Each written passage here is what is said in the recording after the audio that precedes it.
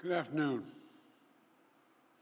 I've come here today to do what the Republicans in Congress refuse to do, take the necessary steps to secure our border. 4 months ago, after weeks of intense negotiation between my staff and Democrats and Republicans, we came to a clear bipartisan deal. It was the strongest border security agreement in decades. But then, Republicans in Congress, not all, but walked away from it. Why? Because Donald Trump told them to. He told the Republicans, it has been published widely by many of you, that he didn't want to fix the issue, he wanted to use it to attack me. That's what he wanted to do. It was a cynical and an extremely cynical political move, and a complete disservice to the American people who are looking for us to not to weaponize the border, but to fix it. Today, I'm joined by a bipartisan group of governors, members of Congress, mayors, law enforcement officials, most of whom live and work along the southern border. They know the border is not a political issue to be weaponized. The responsibility we have to share, to do something about it. They don't have time for the games played in Washington, and neither do the American people. So today, I'm moving past Republican obstruction and using the executive authorities available to me as president to do what I can on my own to address the border. Frankly, I would have preferred to address this issue through bipartisan legislation, because that's the only way to actually get the kind of system we have now that's broken, fixed, to hire more Border Patrol agents, more asylum officers, more judges. But Republicans have left me no choice.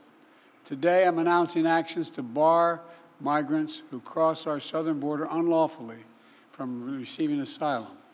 Migrants will be restricted from receiving asylum at our southern border unless they seek it after entering through an established lawful process. And those who seek to come to the United States legally, for example, by making an appointment and coming to a port of entry, asylum will still be available to them, still available.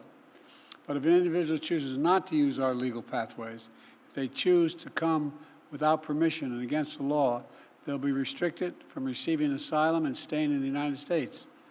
This action will help us gain control of our border, restore order into the process. This ban will remain in place until the number of people trying to enter illegally is reduced to a level we can effectively manage. We'll carry out this order consistent with all our responsibilities under international law, every one of them. In addition to this action, we recently made important reforms in our asylum system, more efficient and more secure reforms. The goal is to deliver decisions on asylum as quickly as possible. The quicker decision means that a migrant is less likely to pay a criminal smuggler thousands of dollars to take him on a dangerous journey, knowing that if in fact they move in the wrong direction, they're returned around quickly. And 2 weeks ago, the Department of Justice started a new docket in the immigration courts to address cases where people who've recently crossed the border and they make a decision within 6 months rather than 6 years, because that's what happens now. Additionally, the Department of Homeland Security has proposed new rules to allow federal law enforcement to more quickly remove asylum seekers that have criminal convictions and remove them from the United States.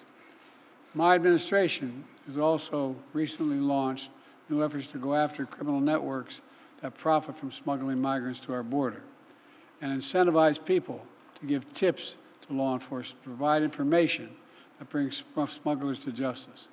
We're also sending additional federal prosecutors to hotspots along the border and prosecute individuals who break our immigration laws. One other critical step that we will be taking, and that has made a huge difference. We continue to work closely with our Mexican neighbors instead of attacking Mexico, and it's worked. We've built a strong partnership of trust between the Mexican President Lopez Obrador, and I'm going to do the same with the Mexican-elect President who I spoke with yesterday. We've chosen to work together with Mexico as an equal partner, and the facts are clear. Due to the arrangements that I've reached with President Obrador, the number of migrants coming and to our shared border unlawfully in recent months has dropped dramatically. But while these steps are important, they're not enough. To truly secure the border, we have to change our laws, and Congress needs to provide the necessary funding to hire 1,500 more border security agents. 100 more immigration judges to help tackle the backlog of cases, more than 2 million of them, 4,300 more asylum officers to make decisions in less than 6 months instead of 6 years, which is what it takes now, and around 100 more high-tech detection machines to significantly increase the ability to screen and stop fentanyl being smuggled into the United States. These investments are the primary reasons that the Border Patrol Union endorsed the bipartisan deal in the first place. And these investments are essential, remain essential. As far as I'm concerned, if you're not willing to spend the money to hire more Border Patrol agents, more asylum officers, more judges, more high-tech machinery, you're just not serious about protecting our border. It's as simple as that. I believe that immigration has always been a lifeblood of America.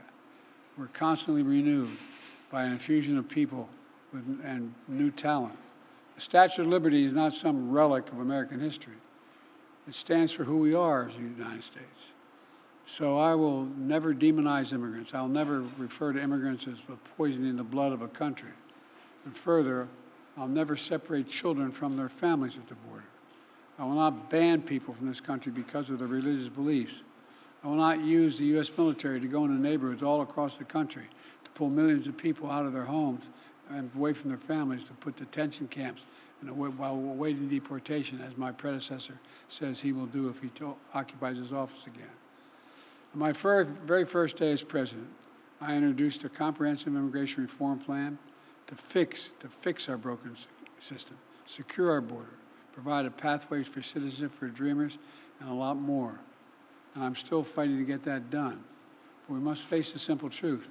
To protect America as a land that welcomes immigrants, we must first secure the border and secure it now. The simple truth is there is a worldwide migrant crisis. And if the United States doesn't secure our border, there's no limit to the number of people who may try to come here, because there's no better place on the planet than the United States of America. For those who say the steps I've taken are too strict, I say to you that be patient.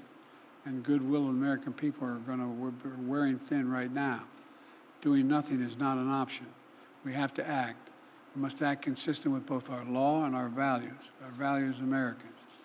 I'll take these steps today, not to walk away from who we are as Americans, but to make sure we preserve who we are for future generations to come. Today, I've spoken about what we need to do to secure the border. In the weeks ahead, and I mean the weeks ahead, I'll speak to how we can make our immigration system more fair and more just. Let's fix the problem and stop fighting about it. I'm doing my part. We're doing our part. Congressional Republicans should do their part. Thank you very much.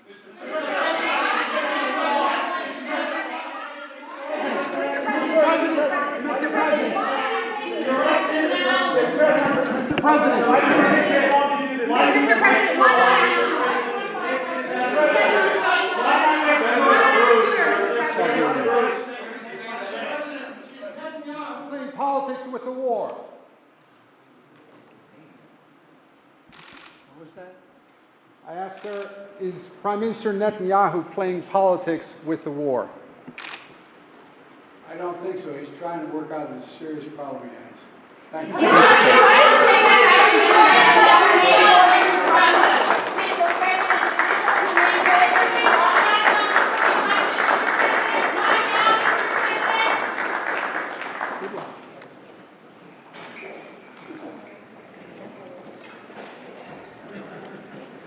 Keep it short.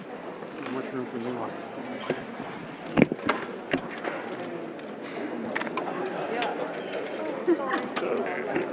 Appropriate.